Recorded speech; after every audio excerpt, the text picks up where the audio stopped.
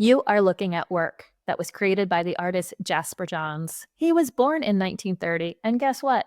He loved turning everyday things into art, like letters and numbers. Instead of painting people or places, Jasper Johns painted the alphabet and the numbers 0 through 9. He made them big, colorful, and full of texture. He used a special kind of paint called encaustic. Can you say it with me? Encaustic. It's made with hot wax and color, kind of like grown-up version of wax resist, which we will do for this project. His artwork helped people see that even simple things like ABCs and 1, 2, 3s can be creative and beautiful when you look at them like an artist. Now it's our turn to turn our names into our very own masterpiece inspired by the artist Jasper Johns.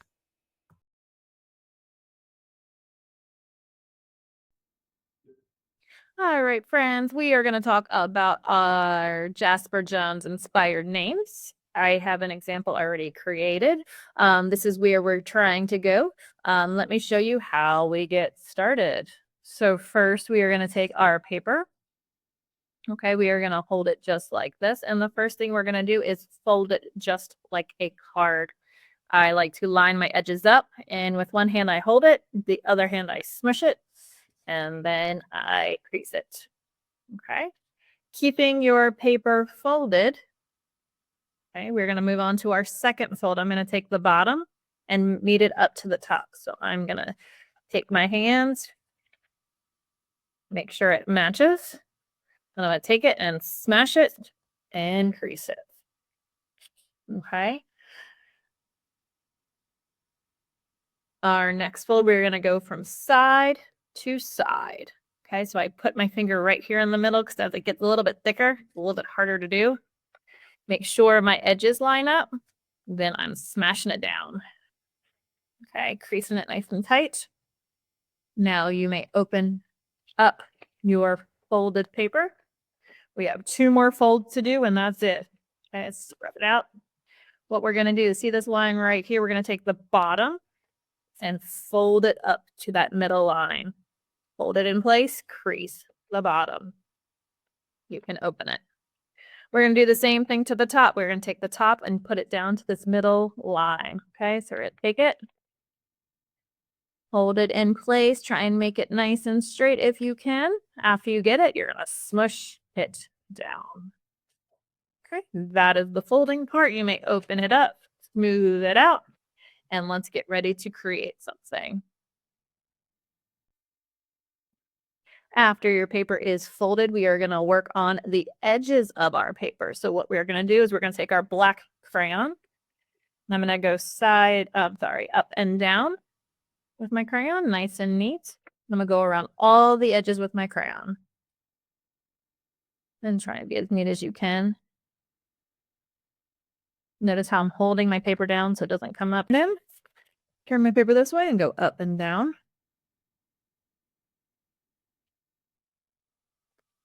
And right side, if you guys notice I'm going halfway off my paper, it's okay because I have my messy mat. So half of it's going on my paper, the other half is getting on my messy mat. Okay, turn it over and do the same thing to the last side. We're creating like a picture frame or a border for our name. All right. Next thing you're going to do is notice the folds, and then you're going to add the black lines on the folds as well. You can start with the lines that go up and down. Okay, I'm just going to do a line, and then I'll go back over it 1 or 2 times. Start with a line, go over it 1 or 2 times. I like my lines to be nice and thick. That's why I'm going over it more than once. Okay. And then I'm going to go over the other lines, the lines that go the other way. It's okay if they get a little crooked. Just try your best. Middle line straight down. Whoops. See how I made a little gap? Guess what I'm going to do? I'm going to color it in lightly. When you make a mistake, it's, what are you going to do with it? Are you going to turn it into something else? Are you going to go with it? Okay. It's for you, the artist, to figure out what you're going to do with your mistakes. And my last line over here.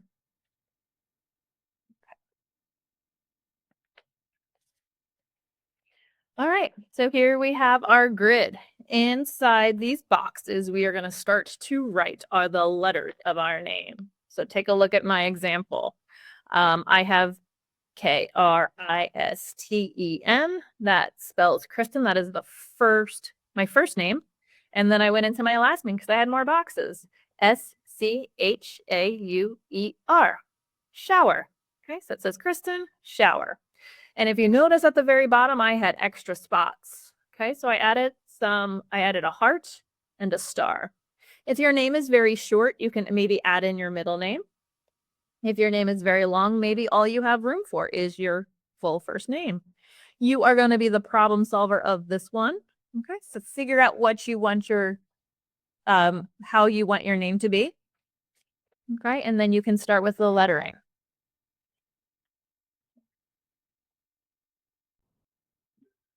After we wrote our names, we're going to start with the lettering. Now, when it comes to the lettering, we are going to make sure our letters are nice and tall. Okay, so I make sure my top of my letter reaches the bottom of my letter. Okay, I'm going to start with the letter K for my first name. Just taking my time. If you all know your handwriting's not the neatest, I really want you guys to slow down and focus on creating nice, neat letters for our art project. I'm going to continue on until I get to the end. This is not the end of my name. Okay, this just says Chris, and I have more to add.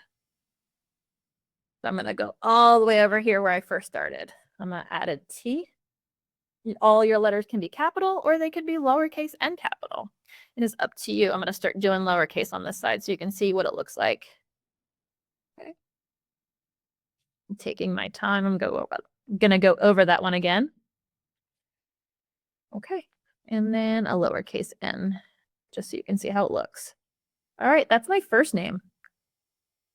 Now I have room over here, so I'm going to keep going and I'm going to write my last name. I don't need to leave any space unless you want to. Maybe on this one, I'll add the heart here. Remember, this is your artwork. How are you going to solve this problem of writing your name inside the boxes? Okay, so that's my first name separated by a heart. Now let me get my last name. Top of my letters reaching the top and bottom of the box. S-C-H. Keep tracking to make sure you're spelling your name correctly. Okay. I know sometimes when we design our name, it feels a little bit different. So make sure you're just spelling your name correctly. On this one, I went uppercase, uppercase, lowercase, uppercase, C-H-A. There's no right or a wrong way to do it. Okay. I am almost ready for the next step. Maybe I'll add another heart on this one. So it'll go S heart, A heart. And there we go. I'm going to clean up some of my letters, maybe make a few bigger and a few smaller.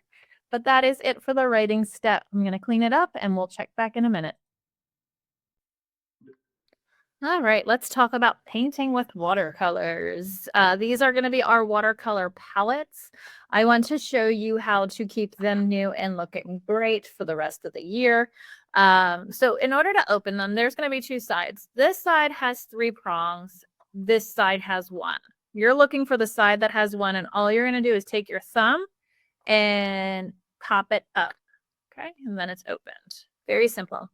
Take your thumb, pop it up, and it's now opened.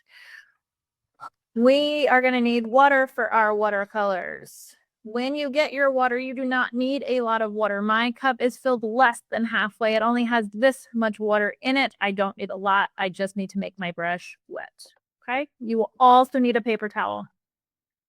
This is for extra waters or any spills or if you make a mistake. I'll show you all that later. You are going to need to activate your paints. And in order to do that, you are going to activate your paints by dipping your brush into water. So dip, dip, dip, wipe, wipe, wipe. And you can start to activate the color that you want. I think I'm going to start with purple. So I'm just going to wipe several times. If you notice it starts to get shiny, it is now activated. I can now use it. All right. So I'm going to use purple for my first square. You can pick any colors that make you happy, friends. You do not have to follow my colors. To get started, all I'm going to do with my watercolors is I'm going to go around the square nice and slow, and then I can paint inside. Okay, if you want your color darker, grab a little bit more paint on your brush. If you want your color lighter, you are going to get a little bit more water. So let me see, I can show you. You can lighten this up if it gets a little too dark. Okay. When you're done with your color, you're going to dip, dip, dip, dip, dip, dip, dip, dip. Wipe off all that extra color. And here's where the paper towel comes in. I'm just going to go wipe, wipe. Now I'm going to move on to my next color. I'm going to activate my next color. Wipe, wipe, wipe, wipe, wipe.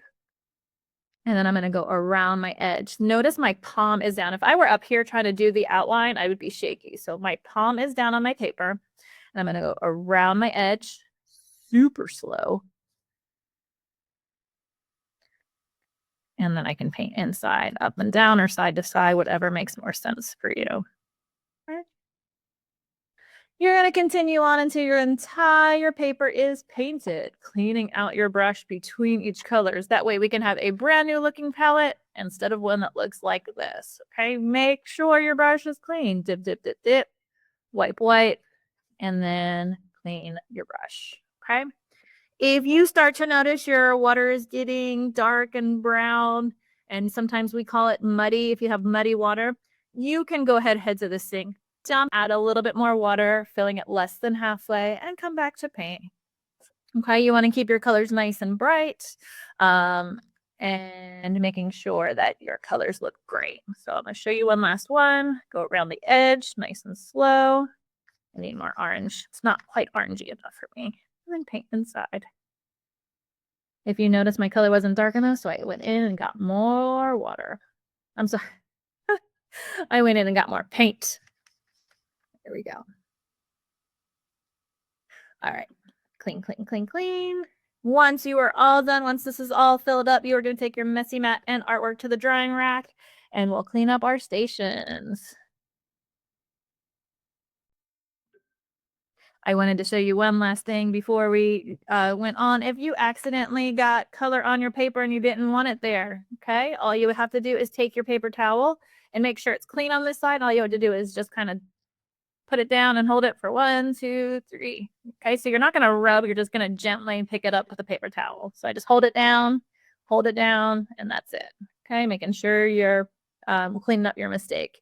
It may not come completely out, but at least lighten it up so you can put another color on top. All right, have fun.